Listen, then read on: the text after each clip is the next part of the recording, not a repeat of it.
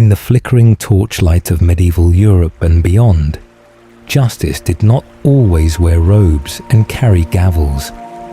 Sometimes it carried cauldrons and saws. This 4-hour journey explores the strange, brutal, bureaucratic, and often surprisingly political history of execution by boiling and sawing during the medieval ages. Not as shock spectacle, but as a window into fear, power, religion, law, and the theatrical machinery of punishment.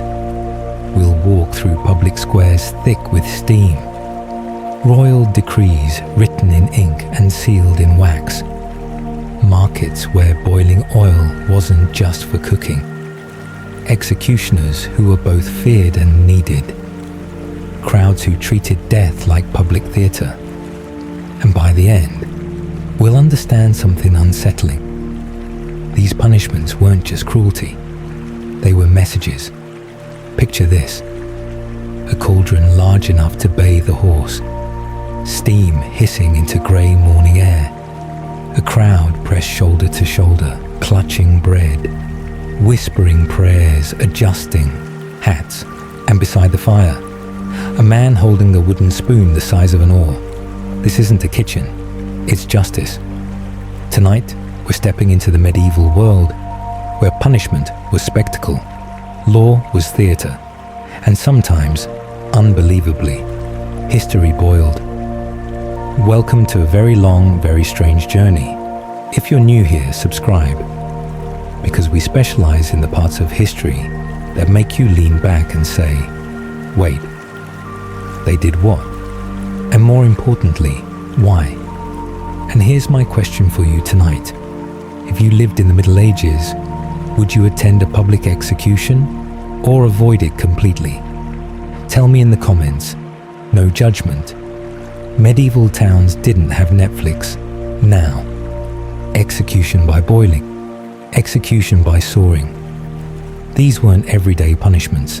They weren't random acts of chaos. They were deliberate, public, legal, and deeply symbolic. But the weird part is, they weren't primarily about pain. They were about message. And that's where this story begins. Steam rising, metal groaning, church bells ringing. It's not just punishment. It's a performance. It's 1531. You're standing in London. The air smells like wet wool and chimney smoke. You woke up early because word spread fast. Something unusual is happening today. Executions are common, hanging, routine. But today, boiling. You edge closer. Wooden barricades creak under the weight of spectators. A vendor pushes past you, selling meat pies. A child sits on her father's shoulders. The cauldron dominates the square. Blackened iron, suspended over roaring flames. And here's where it gets wild. This isn't an angry mob improvising violence. This is law. In fact, in 1531, under Henry VIII, Parliament passed a statute making poisoning punishable by boiling alive, not hanging, not beheading, boiling. The reasoning? Poison was secretive, invisible, cowardly. So the punishment would be theatrical, visible, unforgettable. Now picture this. The executioner isn't masked like in movies. He's a known figure in town. Everyone recognizes him. He tests the liquid with that massive wooden paddle. Water, oil. Some records suggest a mixture, depending on the case. The condemned is brought forward, and the crowd doesn't roar. It murmurs. Because this isn't just spectacle. It's a warning. Medieval justice functioned like a giant, terrifying billboard. Commit certain crimes. This is your future. Think of it like a modern brand launch. Except instead of sneakers dropping at midnight, it's a punishment designed to dominate conversation for weeks. No hashtags, just trauma. The 1531 statute, often called the Act for Poisoning, specifically targeted those who use poison, a crime seen as especially treacherous. One of the most famous early victims was Richard Roos, a cook accused of poisoning people in the household of the Bishop of Rochester. Records from the period describe the execution at Smithfield. Smithfield wasn't random. It was a large open space used for markets and public punishment, a place designed for maximum visibility. And here's the unsettling part. The boiling was sometimes done in stages. Lowered in, raised out, lowered again. The law wasn't subtle. It was emphatic. History doesn't whisper. Sometimes it boils. But boiling didn't begin with Henry VIII. References to execution by boiling appear earlier across Europe and parts of Asia, though often inconsistently documented. Some medieval legal codes mention boiling counterfeiters, especially those who tampered with currency. Why? Because money represented trust, and to destroy trust in coinage was to destabilize the kingdom itself. Punishment mirrored the crime. Corrupt the system, be consumed by it. And this is where history takes a left turn, because while boiling was rare, sawing in two carried a different symbolic weight entirely. Less about secrecy, more about division, more about religious narrative, more about power displayed in slow, deliberate geometry. But we're not there yet. If medieval rulers had PR teams, they would have called this brand reinforcement. You don't just punish, you demonstrate. It's the luxury brand logic of power. If your authority is questioned, you don't quietly correct it. You stage it, publicly, dramatically, memorably. Executions were the medieval equivalent of a press conference, except attendance was mandatory and the refreshments were questionable. Boiling wasn't random chaos. It was legal. It was intentional. It was rare, which made it more powerful. It targeted crimes seen as especially sneaky or destabilizing, and it turned justice into spectacle, steam as warning, fire as policy. But boiling was only one half of this story, because somewhere in religious texts and royal courts, another execution method emerges, one that feels almost mythic, sawing a human body in two. Where did that idea come from? Was it real? Was it legend? And why did medieval audiences believe it?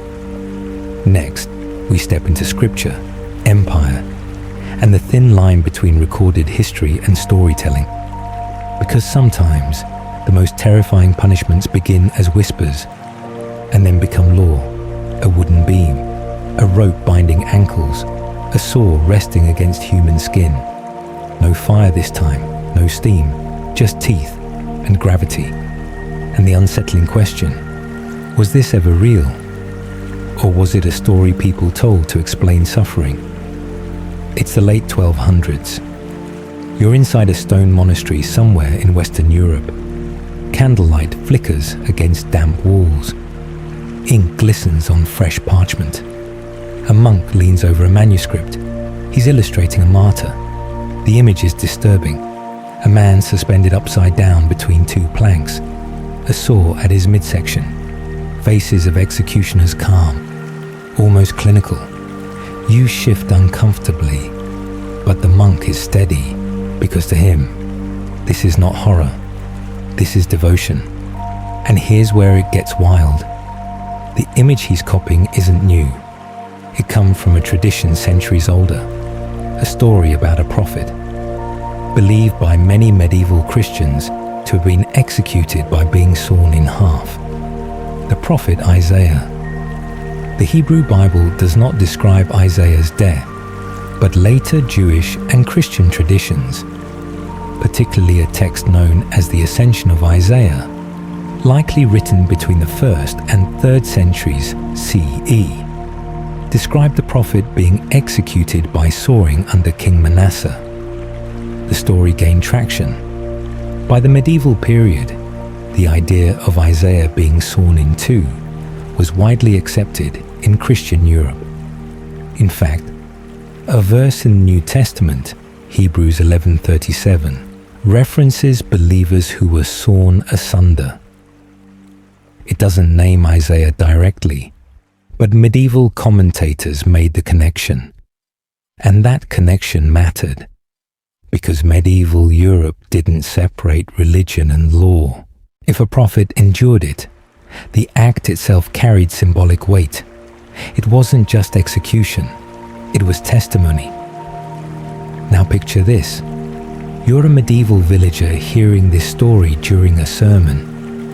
You don't read manuscripts. You don't analyze textual sources. You hear the priest describe a righteous man cut in half for speaking truth. The imagery lodges in your mind, visceral, memorable. And this is where history takes a left turn, because whether or not sawing was frequently practiced, the idea of it became culturally powerful, powerful enough to appear in art, powerful enough to appear in legal imagination, powerful enough to be feared. Medieval illuminated manuscripts across Europe depict Isaiah's martyrdom with remarkable consistency. The victim upside down, the saw starting at the groin, two executioners pulling in rhythm. Why upside down? Some historians suggest it symbolized humiliation. Others note practical reasoning. Gravity assists the process. Records suggest that in certain ancient Near Eastern punishments, inversion was indeed used, though documentation is fragmentary and often filtered through hostile sources. That's the tricky part. Many accounts of sawing as punishment come from enemies describing enemies. Greek historians writing about Persians, Christian writers describing pagan rulers. Political propaganda has a long history. If you want your rival to look monstrous, you don't say, "They find people." You say, "They sawed prophets in half." It's a bit like modern celebrity scandals. If someone wants to destroy a public figure, they don't accuse them of minor tax confusion. They accuse them of something cinematic, something dramatic, something unforgettable. Medieval storytelling worked the same way. Punishment stories traveled faster than facts. And once an image stuck, it stayed. It's the 14th century. You're in a royal hall listening to a court storyteller recount ancient tyrants. He speaks of Persian kings, of defiance, of rebels punished in ways so horrifying that silence follows the description. Sawing becomes shorthand for absolute power, total domination. A ruler who can divide a body can divide loyalty. The saw is more than wood and iron. It's symbolism. Ancient Greek sources, such as Herodotus, describe extreme punishments in the Persian Empire, including mutilation and execution. However, direct contemporary Persian records confirming systematic sawing executions are scarce. Some historians caution that Greek writers often exaggerated Persian cruelty to contrast it with their own society. So what do we have? A mixture of religious tradition, political storytelling, artistic depiction, occasional legal references in later eras. What we don't have is abundant courtroom documentation like we do for hangings or beheadings. And that ambiguity is important, because ambiguity allows fear to grow. So let's untangle this. Sawing in two appears prominently in religious tradition, is reinforced through medieval art, is described in ancient historical writings, sometimes by rival cultures, carries enormous symbolic weight, but lacks the consistent bureaucratic paper trail of more common punishments. It sits in that uneasy space between documented practice and cultural myth. And that's precisely why it endured. Because fear doesn't require statistics, it requires imagery. A royal kitchen, meat simmering, knives flashing, a ladle dipping into broth. Now imagine that same kitchen, weeks later, supplying the execution square with something far more sinister. And this time, it's not rumour, it's Parliament. It's early 1531. You're back in London. Cold morning fog presses low over rooftops. Church bells echo through narrow streets. Smithfield is already filling with bodies, but today feels different. The murmuring is sharper, because this isn't a traitor. It isn't a rebel knight. It's a cook. Richard Rouse, sometimes spelled Rouse, served in the household of John Fisher, the Bishop of Rochester. Records suggest that in February 1531, a pot of porridge served at the bishop's residence was poisoned. 2 people died. Several fell ill. The accusation spread fast. And here's where it gets wild. Instead of treating it as ordinary murder, King Henry VIII decided this crime required something unprecedented. In 1531, Parliament passed what's commonly called the Act for Poisoning. Poisoning was declared high treason. The punishment? Boiling to death. Not hanging, not beheading, boiling. This statute stood out even in an era comfortable with public execution, because boiling wasn't just lethal, it was slow, deliberate, and unmistakable. Now picture this. The cauldron is already mounted over a roaring fire at Smithfield. Iron chains creak as the condemned is positioned. Crowds stretch in every direction. And, unlike a hanging, where the drop might end things quickly if done properly, this punishment unfolds in stages. Some accounts describe the victim being lowered in, raised out, and lowered again. The law had turned a kitchen vessel into an instrument of state terror. History doesn't whisper. Sometimes it boils. And here's the unsettling part. Poison terrified medieval society in a way swords did not. A sword is visible. A dagger can be seen. Poison is invisible. You eat dinner. You trust the cook. You trust the cupbearer. And suddenly, that trust becomes fatal. So Henry VIII, early in his reign, still consolidating power, sends a message. Betray trust. Your punishment will be as invasive as your crime. You corrupted food. You will become the food. It's symbolic symmetry, grim, but intentional. The execution took place at Smithfield in April 1531. Smithfield was already known for public punishment. Heretics were burned there, rebels executed there, but boiling was rare enough that it drew particular attention. The statute itself remained in effect until it was repealed in 1547, after Henry VIII's death. Records suggest at least 2 men were executed under this law. That's it. 2 confirmed cases. The rarity made it louder. When something happens daily, people adapt. When something happens almost never, they remember it for generations. You're pressed against a wooden barrier. You can feel heat from the fire. The smell isn't just smoke, it's something thicker. Vendors continue moving through the crowd. Because life continues, even here. A man next to you mutters a prayer. Another laughs nervously. This is civic participation in the 16th century. Executions were not hidden. They were scheduled, publicized, attended. Attendance was part curiosity, part warning, part social obligation. It was like showing up for a town hall meeting, except instead of policy discussion, the policy is being demonstrated in real time. Imagine if today, instead of issuing a press release about cracking down on corporate fraud, a government staged an enormous, theatrical public event designed to terrify executives into compliance.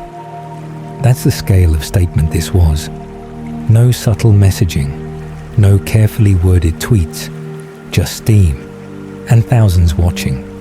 It's the luxury brand logic of fear. If you want your authority to feel absolute, you don't whisper consequences. You stage them in high definition. Now remember, 1531 is a volatile moment. Henry VIII is beginning his break with Rome. Religious tensions are rising. Power is shifting. When rulers face instability, they often amplify control. Poisoning struck at the heart of trust, especially within elite households. And elite households were political ecosystems. If a bishop's table isn't safe, what is? By elevating poisoning to treason, Henry wasn't just punishing a crime, he was redefining loyalty. So, let's pull this together. In 1531, a cook allegedly poisons a household. 2 people die. Henry VIII responds with a new law. Poisoning becomes treason. The punishment becomes boiling alive. The execution takes place at Smithfield. The law lasts until 1547. It's rare, it's theatrical, it's unforgettable. And it shows us something crucial. Punishment wasn't just about justice, it was about control. But boiling had limits. It required equipment, fuel, preparation. Sawing, on the other hand, required only wood, rope, gravity, and intention. And in some corners of medieval storytelling, sawing wasn't just a punishment. It was a statement of religious defiance. Next, we travel beyond England, into the world of empires and martyrs, where the line between legend and law grows dangerously thin. A bell tolls, a crowd hushes, a platform creaks under shifting weight, and somewhere in that sea of faces, someone is selling hot chestnuts. Justice, in the medieval world, came with snacks. It's the late 1300s. You're standing in the central square of a walled European town. Maybe in northern France, maybe in the German states. The specifics blur because the atmosphere is consistent across the continent. Wooden stalls line the edges of the square, fish laid on crushed ice, wool bolts stacked high, barrels of ale, and at the center, a raised scaffold. It smells like hay, smoke, livestock, and anticipation. You didn't just wander into this, you planned your morning around it. Because executions weren't hidden behind stone walls. They were scheduled events, posted, announced. And here's where it gets wild. The execution wasn't the interruption of daily life. It was part of daily life. Medieval towns operated on visibility. Authority had to be seen. Punishment had to be witnessed. In cities like Paris, public executions were often held at places like the Place de Grève, a central square by the sign-along associated with punishment. In England, we've already visited Smithfield in London. In the Holy Roman Empire, various towns maintained permanent gallows outside city walls, visible reminders of what awaited lawbreakers. But boiling and sawing, those were rarer, which meant when they occurred, they drew even larger crowds. Rarity amplifies spectacle. Now picture this. You've seen hangings before. They're grim, yes, but familiar. There's a rhythm to them. But today, rumor says something unusual is happening. A special method, a symbolic punishment.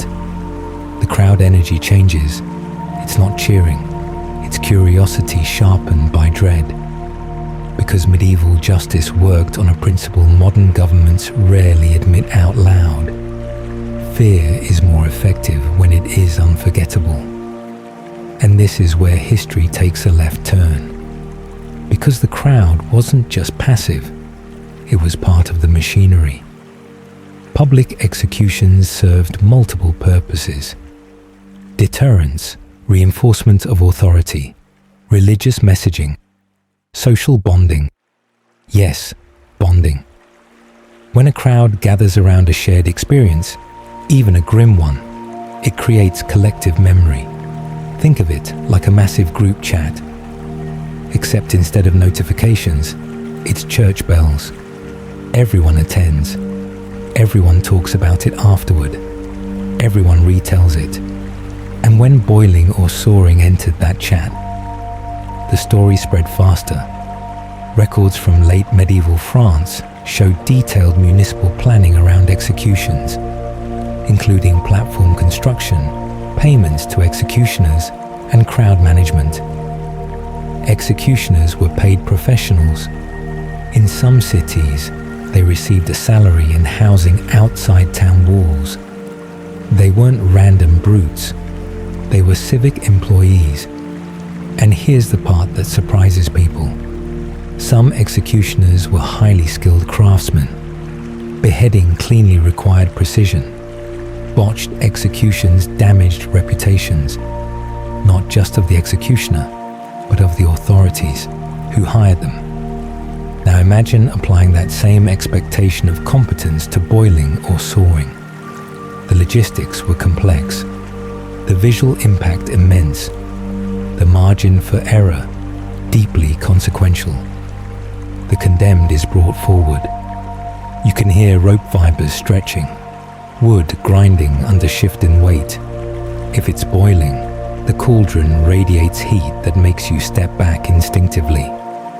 If it's soaring, in the rare instances it was reported, the preparation itself is ritualistic: boards, bindings, positioning. The slowness is the point. It extends the message. You're not meant to glance and move on. You're meant to absorb it. Because in medieval logic, justice that shocks is justice that sticks. If a modern government wanted to make an example of someone, it might hold a press conference, release detailed reports, coordinate media coverage. Medieval authorities did the same thing. They just replaced microphones with scaffolds. It's public relations, but with torches. And unlike today's news cycle, which forgets by next week, these events burned into memory. There were no competing headlines, no streaming services, just one dominant story in town. Clergy were often present.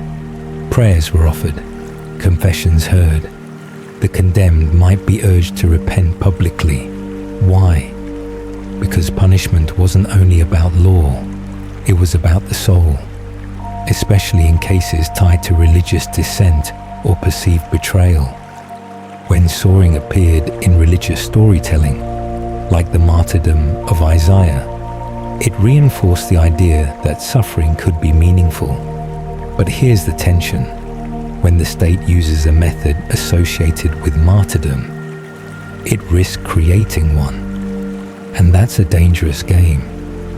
So here's the bigger picture.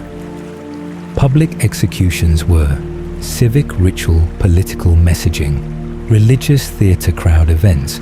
Memory factories boiling and soaring weren't everyday punishments. They were punctuation marks, exclamation points in a legal system already comfortable with severity. And because they were rare, they carried disproportionate psychological weight. But what happens when spectacle backfires? When a punishment meant to terrify instead inspires sympathy, or worse, legend? Because in the centuries that followed, stories of soaring would grow larger than the records themselves. And sometimes, the myth becomes more powerful than the method. Next, we step deeper into the blurred boundary between documented execution and storytelling that refuses to die. A man hangs upside down. A blade bites into wood first, not flesh. Two executioners pull in rhythm. And somewhere in the crowd, someone whispers, "He's smiling." Whether that part is true depends on who's telling the story. It's the mid-1300s. You're inside a stone church in Central Europe. Candles flicker. Incense drifts in slow, ghost-like ribbons. The priest stands before the congregation, voice steady but intense. He begins telling the story of the prophet Isaiah. He describes a wicked king, defiance, faith, and then the punishment, sawed in two. The congregation shifts. You feel the imagery more than understand it. And here's where it gets wild. This isn't a legal document. This is spiritual instruction.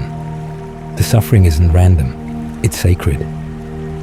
By the medieval period, martyrdom narratives were central to Christian imagination. Stories of saints tortured, burned, flayed, broken. These were not fringe tales. They were instructional. They answered a core question. What happens when earthly power collides with divine loyalty? In the case of Isaiah, later traditions, especially in texts like the Ascension of Isaiah, describe him being executed under King Manasseh, possibly by being sawn in half.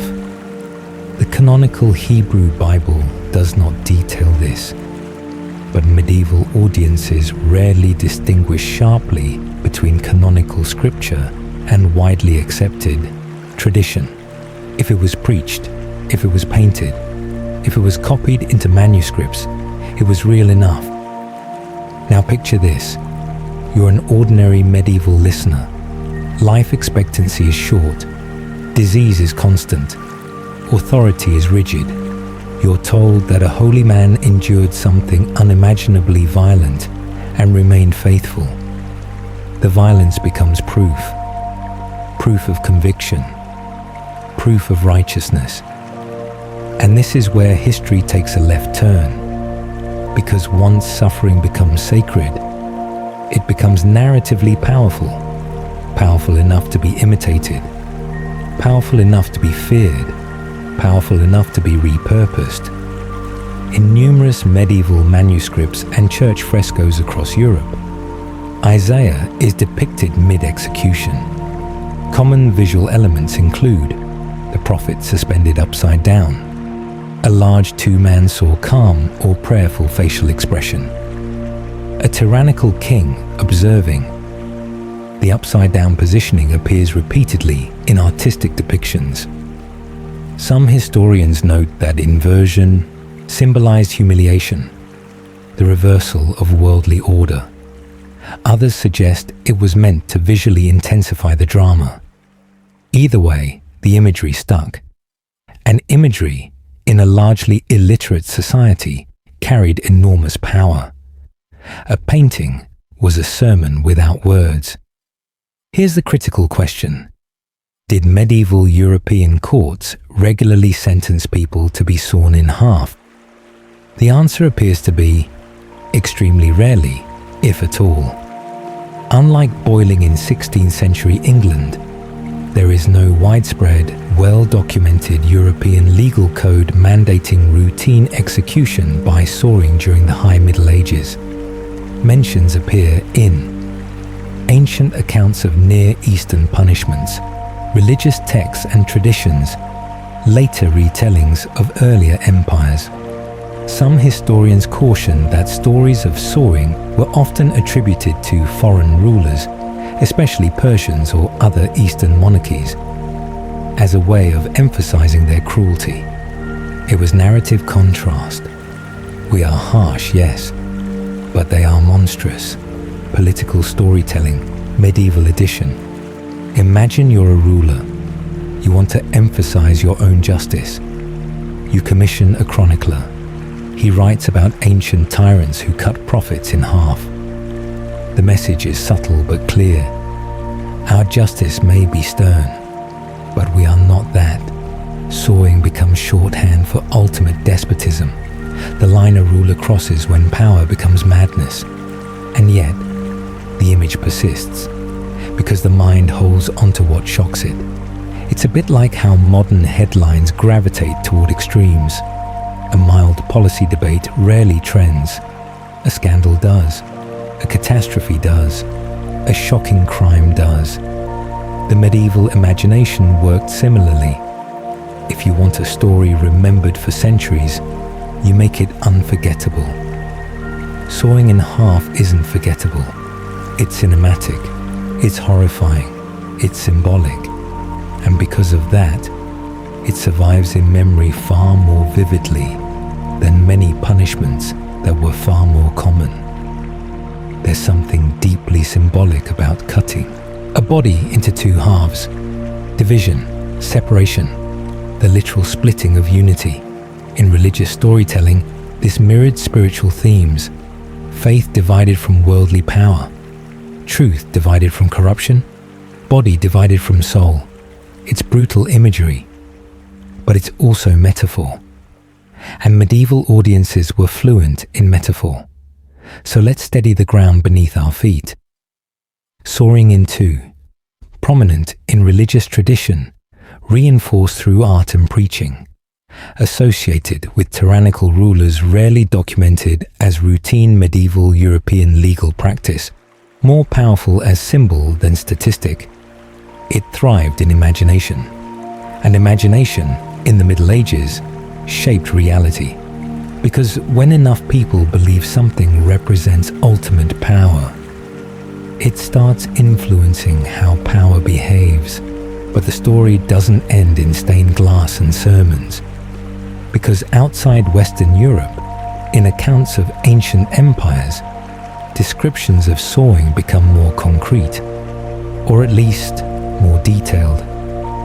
Were these exaggerated tales told by rivals, or evidence of practices later absorbed into medieval fear? Next, we step eastward, into the shadow of empires, where historians, conquerors, and chroniclers all tell slightly different versions of the same violent story. And when sources disagree, that's when things get interesting.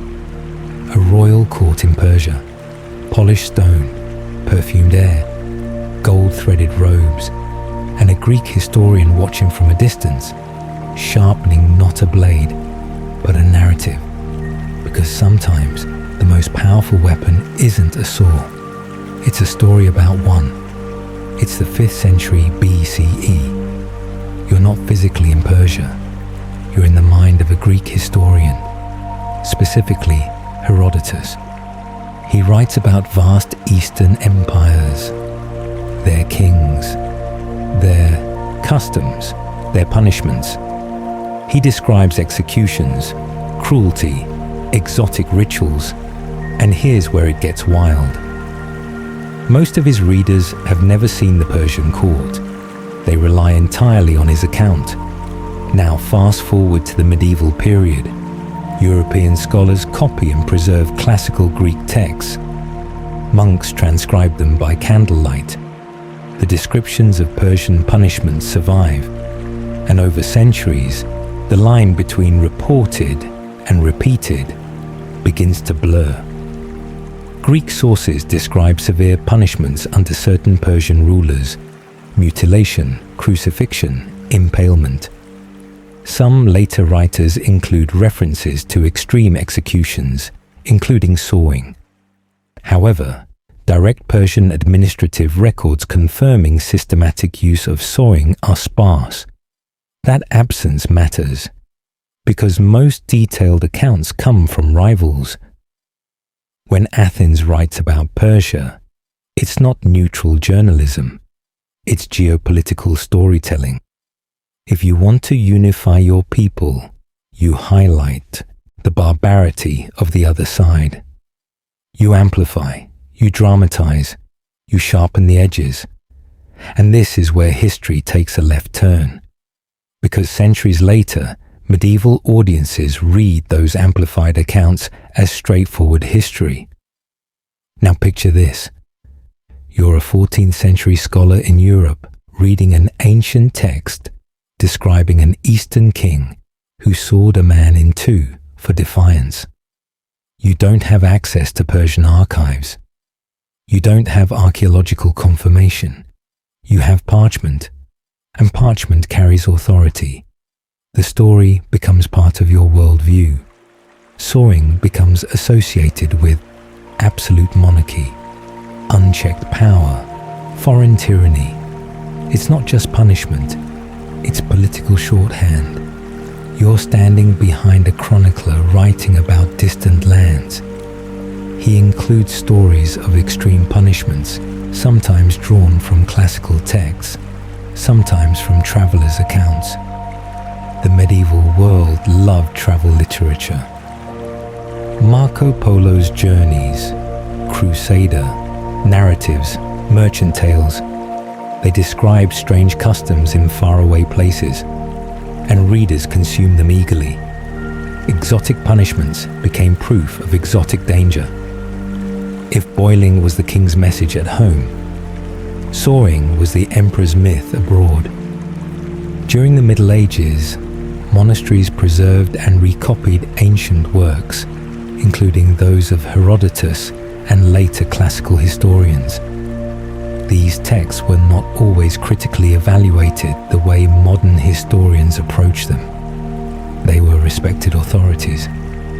If an ancient writer described a ruler sawing a rebel in half, the story entered the medieval intellectual bloodstream. By the 12th and 13th centuries, Europe was rediscovering classical knowledge with renewed enthusiasm. Along with philosophy and science came vivid stories of ancient cruelty, and those stories stuck. Think about how quickly a dramatic news story spreads today, especially if it confirms what people already suspect about a rival nation or political group. Nuance gets lost. Details sharpen. Extremes dominate. Now remove instant fact-checking. Remove global communication. Add centuries of copying by hand. What survives? The dramatic parts. The parts that make listeners lean forward. Sawing a man in half survives. A tax reform policy does not. Medieval Europe often defined itself in contrast to outsiders, whether Muslim empires, Mongol invasions, or distant Eastern courts. Accounts of extreme punishment reinforced that contrast. We may be strict, the subtext went, but we are not monstrous. Yet ironically, Europe had its own brutal spectacles, burning at the stake, drawing and quartering, boiling under Henry VIII. Every society had its theatre of punishment, but narrative framing decides who looks civilized and who looks savage, because dramatic stories travel further than balanced ones. The idea of sawing grew larger than the evidence. But here's the twist. Even if sawing thrived mostly in story, executioners in medieval Europe were very real. They sharpened blades, they built scaffolds, they managed fire, and someone had to stand beside that boiling cauldron in 1531. Next, we meet the people whose job it was to turn law into spectacle, the professionals of punishment. And their lives were far stranger than you might expect. He sharpens the blade slowly, not because he enjoys it, because he must. A dull edge is dangerous for everyone, especially him. It's just before sunrise in the late 14th century. You're walking along the outer edge of a walled town in the German states of the Holy Roman Empire. Fog drapes low over damp grass. Ahead, a modest house stands alone. It's not abandoned, it's assigned. This is where the executioner lives. Not in the center of town, not near the church, outside, close enough to be summoned, far enough to be avoided. And here's where it gets wild. The executioner is both essential and shunned. Across medieval Europe, executioners were civic employees. Cities paid them, sometimes handsomely. Records from German towns show salaried executioners who also performed other duties, removing animal carcasses, cleaning latrines, managing torture chambers, executing sentences. In France, certain executioner families even passed the role down through generations. But despite their official position, they were socially ostracized. They often married within a small circle of similarly marginalized families. Many towns restricted where they could live. Children of executioners struggled to marry outside their social class. The irony is sharp. Society required their work, but refused their company. Now imagine you are the executioner. You must be skilled. A botched beheading could turn a crowd violent. A malfunctioning scaffold could embarrass city leaders. And if boiling is ordered, the logistics intensify. Fuel must be gathered, the cauldron prepared, the timing precise. You are no longer just a man with a rope. You are a stage manager of state violence. And this is where history takes a left turn. Because while the crowd sees spectacle, the executioner sees procedure. Municipal archives from cities like Nuremberg and Paris include payments to executioners for specific tasks. They were paid per execution in some cases. In others, they received annual stipends. In Paris, the public executioner, sometimes called the bourreau, became a recognizable civic figure. In England, records from London show payments related to scaffold construction and execution arrangements. Boiling, because of its rarity, would have required special preparation. It wasn't a daily occurrence, which meant when it happened, it demanded planning. And planning meant people were involved. Clerks, laborers, guards. The machinery of justice was bureaucratic, even when it steamed. You're standing beside the executioner at Smithfield. The iron cauldron looms heavy, chains groan as it's adjusted. He checks the fire. He tests the liquid. He doesn't look at the crowd. He looks at the mechanics. If something goes wrong, it reflects on him. And here's the uncomfortable truth. In some accounts of medieval executions, especially complex ones, when procedures failed, crowds could become restless. Anger could shift from condemned to officials. Spectacle required competence. Authority required control. Think of it like a live broadcast event today. If the sound system fails during a major speech, the embarrassment is immediate. If a product launch crashes mid-demo, confidence plummets. Medieval executions were live events. High stakes, no edits, no second takes. The executioner had one job: make the law look decisive, not chaotic. Now step into the executioner's mind. He performs acts others cannot. He handles bodies. He becomes familiar with death. Some historical records suggest executioners occasionally offered medical services, setting bones or performing minor procedures, because they understood anatomy. It's a strange paradox. The man who ends life might also help repair it, but socially, he remains marked, feared, avoided, sometimes spat upon in public. Yet when the bell tolls for execution day, everyone looks to him, because without him, the state's authority stalls. History doesn't whisper. Sometimes it boils, but someone has to light the fire. If sawing was ever carried out as described in certain traditions, it would require coordination. Two men pulling in rhythm, positioning secured, restraints tight. It would not be impulsive violence. It would be structured, and structure implies training. Even if such executions were rare, the very idea of them reinforces something critical. Punishment was organized, deliberate, engineered. This wasn't medieval chaos. It was medieval system. Let's steady ourselves. Executioners were official civic employees, paid professionals, socially marginalized, highly skilled in their craft. responsible for turning law into visible reality. Boiling required preparation. Sawing, if practiced, required coordination. Neither was random fury. Both were embedded in systems of authority, and systems don't operate without people. But who ended up in front of these professionals? Who was deemed worthy of steam? Who was described as deserving the saw? Because punishment isn't just about method, it's about selection.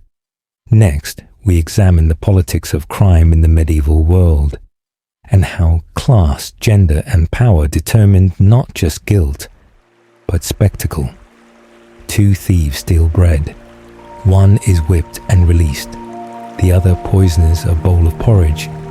Only one draws a crowd big enough to block the marketplace. Same century, different message. It's the late 1400s. You're standing in a drafty town hall somewhere in England. A magistrate sits behind a wooden table. The accused stands before him, hat removed, hands bound. Outside, people wait, not because every trial ends in spectacle. Most don't. The vast majority of medieval crimes result in fines, corporal punishment, imprisonment, or public shaming. Stocks, pillory, branding. Hanging is common enough, but boiling, sawing, those are exceptional. And here's where it gets wild. The method tells you as much about the crime as the sentence does. Punishments in the medieval world often mirrored the nature of the offense. Forgery might result in mutilation of the hand. Blasphemy could bring public humiliation. Treason might bring drawing and quartering in England.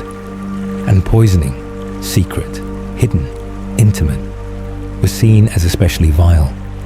It attacked trust at the most basic level: food, drink, hospitality.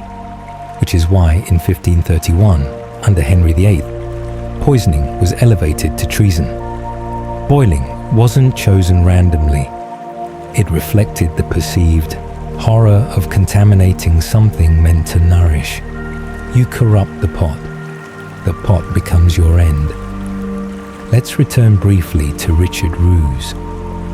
Records suggest that after the alleged poisoning in the Bishop of Rochester's household, Parliament passed the 1531 statute declaring poisoning a form of high treason. Roos was executed by boiling at Smithfield in April 1531. It was public, it was deliberate, and it was legally sanctioned. The law remained in place until 1547. But here's the critical detail. We have records of only a small number of executions under this statute, which reinforces something important. Boiling was not common punishment. It was symbolic escalation. You're in the crowd again. You don't think in terms of legal philosophy. You think in terms of fairness. Is the punishment proportionate? Is it deserved? Is it shocking enough to deter others?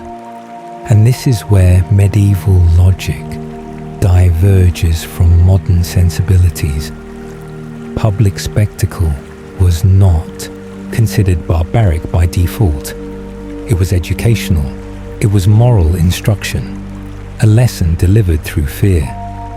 And here's where history takes a left turn. Because not everyone received the same lesson. Social status mattered. Nobles often received more honorable deaths, beheading rather than hanging, for instance. Commoners might hang, heretics might burn. But boiling, particularly in England, targeted a very specific category: poisoners. It wasn't widespread across all crimes. Sawing, in the European medieval context, appears more in narrative tradition than in documented court sentences, which suggests something subtle but powerful. The most shocking punishments were not necessarily the most common. They were the most memorable, and memory shapes perception. Think about how modern media focuses on extreme cases. A rare but dramatic crime dominates headlines. People begin to assume it's frequent, but statistically, it may be exceptional. Medieval societies work similarly, just without statistics. If a single boiling execution happened in your lifetime, you would remember it forever. You would tell your children. It would become part of local legend. Rarity amplifies impact. Now here's an uncomfortable detail. Poisoning in medieval imagination was sometimes associated with women, not because records show overwhelming female perpetrators, but because cultural narratives linked secrecy and domestic spaces to women. The kitchen, the cup, the household. That association could amplify panic. However, in documented cases like Richard Roos, the accused was male, which reminds us, cultural fear and legal record don't always align neatly, but the fear itself influenced how crimes were perceived, and perception influences punishment. The sentence is announced. The crowd reacts. Some nod solemnly, some whisper. A few look uneasy, but almost no one shrugs, because the spectacle is meant to settle something, to restore order, to reassure the many by sacrificing the few. The method chosen sends a message.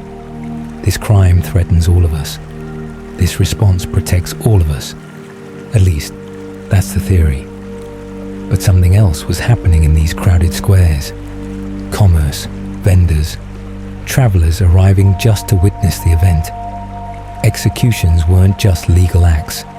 They were economic opportunities.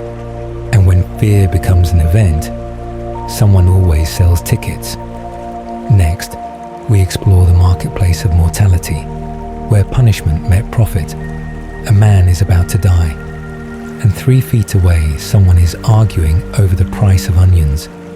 History is rarely tidy, especially when death becomes it's early morning in London. Smithfield is already famous for livestock trading. Cattle lowing, sheep bleating, mud thick underfoot. But today, the energy tilts. A scaffold stands where animals stood yesterday. And here's where it gets wild. Nobody cancelled the market. Vendors are still setting up. Aal flows, meat pies steam. Children dart between legs. Executions weren't sealed off zones. They were integrated into urban life, which means something unsettling. Justice and commerce coexisted comfortably. Public punishment drew crowds. Crowds meant opportunity. Food sellers arrived early. Travelers from nearby villages might make the trip if the execution was unusual enough, especially something rare like boiling. In France, at places like the Place de Grève in Paris, executions could attract significant gatherings. Chroniclers occasionally note the size of crowds as part of the drama. And where there are crowds, there is trade. Bread, ale, pamphlets in later centuries, relics sometimes. Even fragments of rope from hangings were rumored to be collected as morbid souvenirs. The execution wasn't just a warning, it was an economic pulse. Now picture this. The condemned is being led forward. Meanwhile, a vendor loudly advertises roasted chestnuts. You feel the contradiction. But for medieval townspeople, it wasn't contradiction. It was rhythm. Life and death shared space. And this is where history takes a left turn. Because the more spectacular the execution, the more it disrupted and energized the marketplace. Boiling especially demanded preparation, time, attention. It couldn't be glanced at and forgotten. It slowed the square down, and slowing the square meant prolonging the gathering. Prolonging the gathering meant more sales. It's uncomfortable, but it's real. Municipal records from various European cities show expenditures related to scaffolds, guards, and sometimes crowd control. In some cases, Scaffolds were semi-permanent structures. This wasn't improvised chaos, it was infrastructure. In Nuremberg, records detail payments to executioners and maintenance of gallows outside the city. Execution spaces were known landmarks. People gave directions by them. Turn left at the gallows hill. When boiling occurred in 1531 under Henry VIII statute, the event was not hidden. It was centrally located. Visibility was the point, and visibility attracts bodies. Bodies attract business. You're pressed between strangers. Some are solemn, some are animated, some are disturbingly excited. You overhear debates.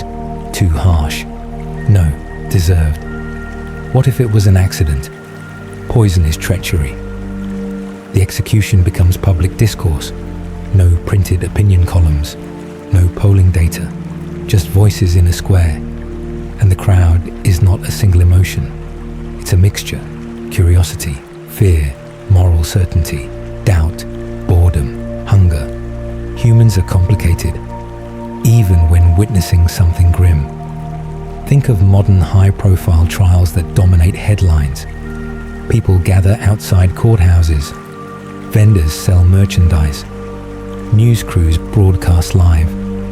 There's debate, commentary, speculation. Now remove cameras, remove microphones, replace them with wooden beams and open flame. The structure is surprisingly similar. Public justice has always drawn spectators. The difference is how directly medieval spectators stood to the outcome. There was no screen between you and the event. No buffering, no distance. Here's something else. Large crowds are unpredictable. If sympathy swung toward the condemned, tension could rise. If the execution went poorly, frustration could erupt. Authorities had to manage not just the punishment, but the audience. Spectacle is powerful, but is volatile, and volatility is dangerous for rulers, especially when punishment becomes too extreme. Because here's the paradox. The more dramatic the execution, the more it risks transforming the condemned into something else, a villain or a martyr. Let's gather what we've seen. Executions were public and integrated into market life. Crowds created economic opportunity. Municipal records show infrastructure for punishment. Rare methods like boiling drew larger attention. Spectacle carried political and social risk. Death was theatre. The square was the stage. And everyone bought something, whether food, fear, or reassurance. But what happens when spectacle backfires? When a punishment meant to terrify instead generates sympathy? When the crowd leaves whispering not about justice, but about cruelty?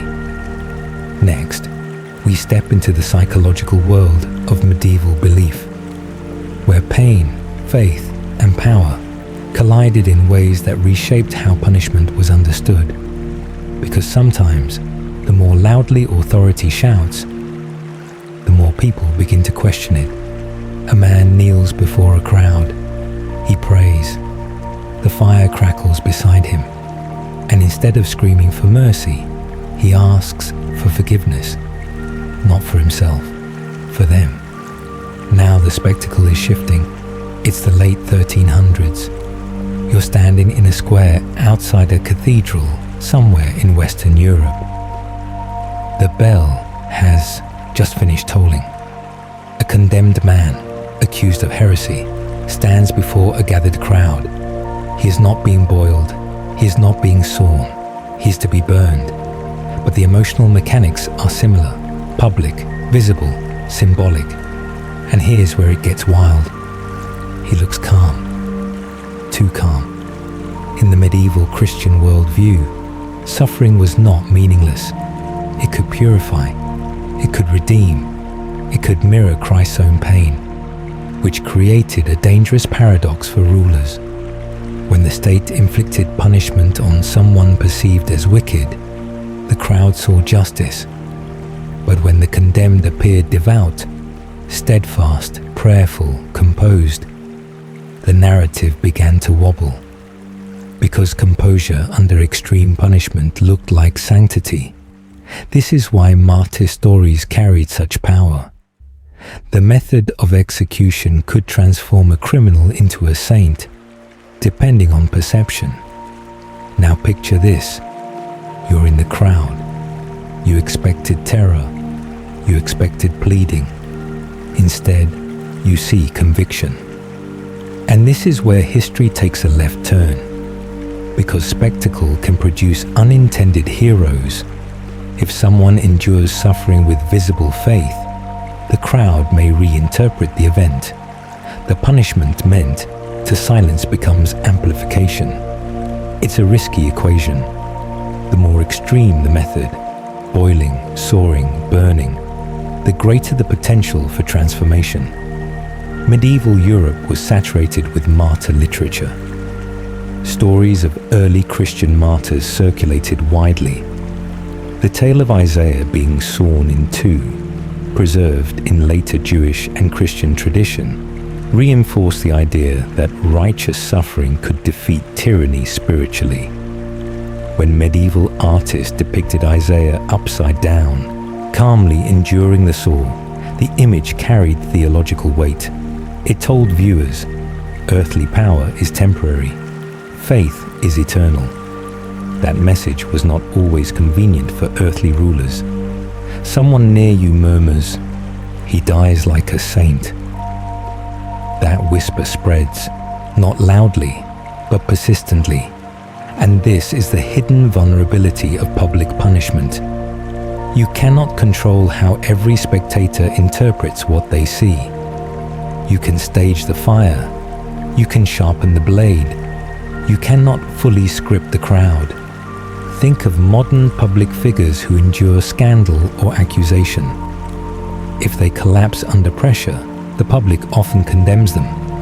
But if they remain composed, articulate, even dignified, public sympathy can shift. The narrative flips. Medieval crowds operated under the same human psychology. Visible resilience reframes suffering, especially in a culture steeped in religious meaning. Boiling, in contrast to burning, carried less theological symbolism. It was less associated with redemptive imagery and more with visceral horror. That may be part of why it remained rare. Its shock value was high. Its symbolic redemption value was low. Sawing, however, tied to prophetic tradition, could be interpreted through a martyr lens, which made it narratively dangerous for rulers to adopt openly. Better to let that image belong to ancient tyrants or sacred history, not current law. Medieval rulers walked a fine line. They needed fear to deter crime, but they also needed legitimacy. If punishment appeared too arbitrary or excessive, it risked undermining moral authority. This tension likely contributed to the rarity of extreme methods like boiling. It was available. It was legal, briefly, under Henry VIII. But it was not routine, because routine brutality erodes credibility. Spectacle must be rare to remain effective. History doesn't whisper. Sometimes it boils. But if it boils too often, it loses its impact. Let's gather our threads. Medieval audiences saw suffering through a religious lens. Composed endurance could transform a condemned person into a martyr. Extreme punishments carried symbolic risk. Boiling was legally codified but rarely used. Sawing thrived more in sacred narrative than courtroom record. Spectacle required balance. Too little fear invited crime. Too much invited doubt. Punishment was not just about pain. It was about perception. But what happens when perception shifts entirely? When society begins to question not just individual executions, but the entire spectacle of public punishment? In the centuries ahead, something changes. Steam still rises. Blades still fall. But behind the scenes, a new idea is forming. An idea that justice might not need a crowd at all. Next, we step into the slow decline of the public scaffold and the quiet transformation of punishment itself. The scaffold is still standing, the rope is still hanging, but the square isn't as full as it used to be. Something is changing. Not loudly, quietly. It's the late 1500s. You're standing once again in London. Executions still happen, but the atmosphere feels different from a century earlier. There's less carnival energy, more tension, more debate, because England has changed. Religious upheaval, political realignments. The aftershocks of Henry VIII's break with Rome still ripple outward. And here's where it gets wild. Punishment is no longer just about crime. It's about ideology. Remember the 1531 act that made poisoning punishable by boiling? It didn't last. After Henry VIII's death in 1547, the statute was repealed. Boiling as a legal punishment disappeared from English law. Why? Partly political shift, partly discomfort, partly evolving views of proportionality. The experiment with boiling had made its point, but it had also revealed its volatility. Extreme spectacle works best as a rare exclamation point. Make it policy for too long, and it starts to feel unstable. Now imagine you're a city official. You've seen decades of public executions. You've seen crowds surge. You've heard whispers of sympathy. You've watched children imitate what they witnessed in play. And this is where history takes a left turn. Because slowly, very slowly, rulers begin asking a quiet question. Is public terror the only way to maintain order? Or is it becoming counterproductive? By the late medieval and early modern period, public executions remained common across Europe, but discussions about reform were beginning to stir. Legal scholars debated proportional punishment. Humanist thinkers questioned excessive cruelty. These conversations did not immediately end spectacle, but they planted seeds. In some regions, executions gradually became more controlled, less elaborate. The most extreme methods, boiling, elaborate mutilations, symbolic dismemberment, faded in frequency. Because spectacle is powerful, but it is also exhausting. You stand in the square again. This time, fewer vendors, less laughter, more guarded expressions. The condemned is executed swiftly. The crowd disperses quickly. The event no longer dominates the entire day. The square reclaims its rhythm. Something intangible has shifted. It's not that violence vanished. It's that its theatricality began to dim. Think about how public punishments once operated like blockbuster releases. Big crowds, high anticipation, shared cultural moment. Over time, audiences tire of spectacle, or they grow uneasy with it. Modern justice systems moved trials indoors. Sentences became paperwork. Executions, where they still exist, moved behind walls. The stage shrank. Medieval Europe didn't flip a switch overnight, but the long arc bent slowly away from elaborate symbolic cruelty. Sawing never became mainstream medieval legal practice in Europe. Its power lay in story, in martyrdom, in ancient accounts of tyrants, and as public punishment evolved, it remained in the realm of legend more than law. Boiling had flirted with official status. Sawing stayed largely symbolic in the European context, which may be precisely why it endured in imagination. Reality fades, myth lingers. As literacy slowly expanded and intellectual movements developed, authority began relying less exclusively on spectacle and more on codified law. Written statutes, legal reasoning, institutional authority. Fear still mattered, but legitimacy increasingly required consistency, predictability, procedure, and the more structured law became, the less room there was for theatrical improvisation. Let's study the story. Boiling was legally sanctioned in England in 1531 and repealed in 1547. Sawing persisted primarily as narrative and religious imagery in medieval Europe. Public executions continued but gradually shifted in tone. Intellectual currents began questioning extreme spectacle. Authority slowly moved from theatrical terror toward institutional control.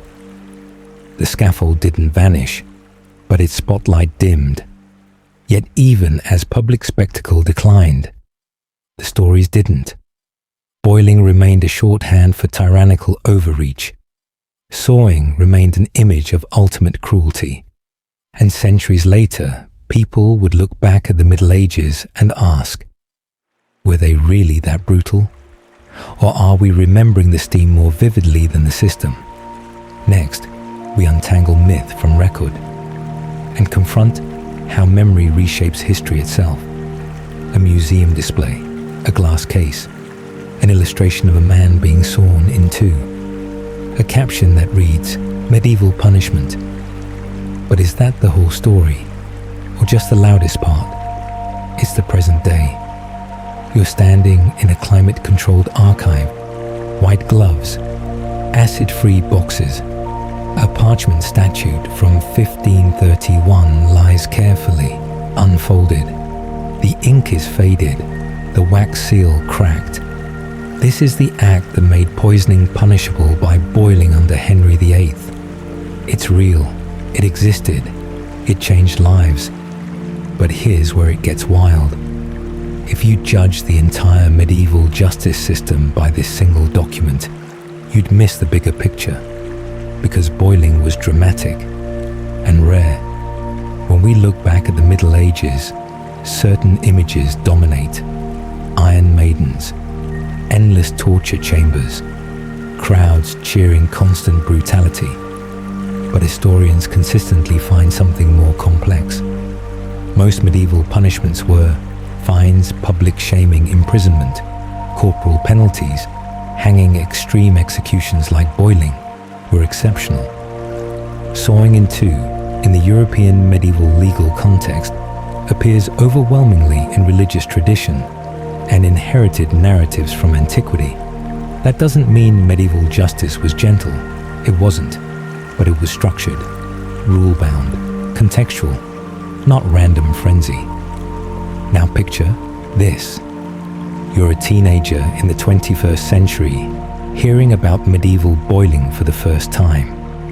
It feels unbelievable, alien, primitive.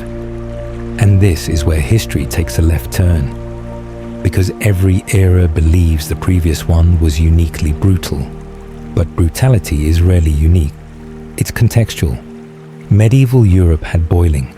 Ancient Rome had crucifixion. Modern eras have mechanized warfare. Every age develops its own language of violence. The tools change.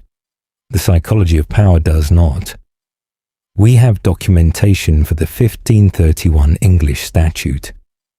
We have records of Richard Roos's execution at Smithfield in London. We know the law was repealed in 1547. We know sawing appears in texts like the Ascension of Isaiah and in later Christian tradition. We know Greek historians like Herodotus describe severe punishments in Persian contexts. What we do not have is evidence of widespread medieval European courts routinely sawing people in half as common practice. That distinction matters, because dramatic imagery often overshadows statistical reality.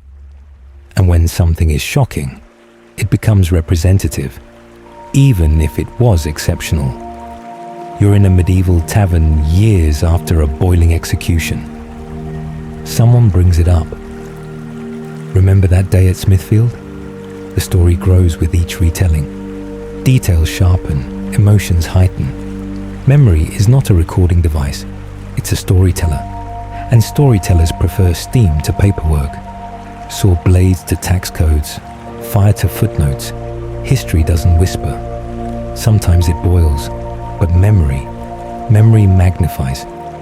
Think about how modern documentaries often highlight the most extreme aspects of an era. It's not wrong, it's compelling, but it can create distortion.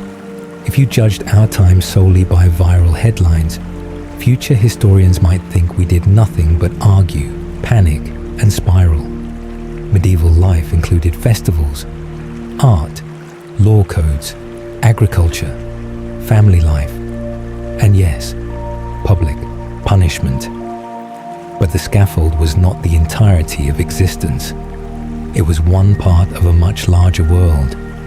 So what do boiling and sawing actually reveal?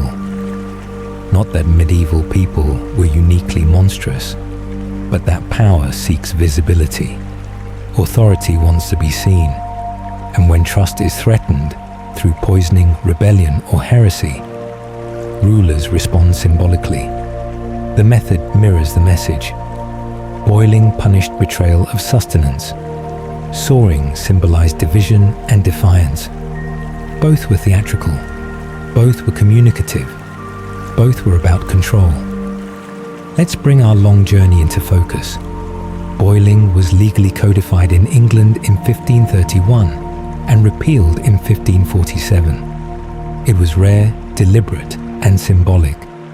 Sawing thrived in religious tradition and classical accounts more than in documented medieval European law. Public executions functioned as theatre, deterrent, and social ritual. Over time, spectacle diminished as legal systems evolved. Memory amplified the extreme. Steam rises fast, but systems endure longer. So the next time someone says, the Middle Ages were just chaos and cruelty, you can pause and say, it was more complicated than that. Justice was harsh, but it was structured. Punishment was public, but it was purposeful. And sometimes, very rarely, history didn't whisper, it boiled. If you made it through this entire journey, you officially have a stronger stomach than most medieval spectators. If you enjoyed this deep dive, like the video and subscribe. And tell me in the comments, what overlooked corner of strange history should we wander into next? Witch bottles, trial by combat, the psychology of medieval curses, because the past is full of stories that are louder than they first appear, and will be here in the flicker of candlelight, listening.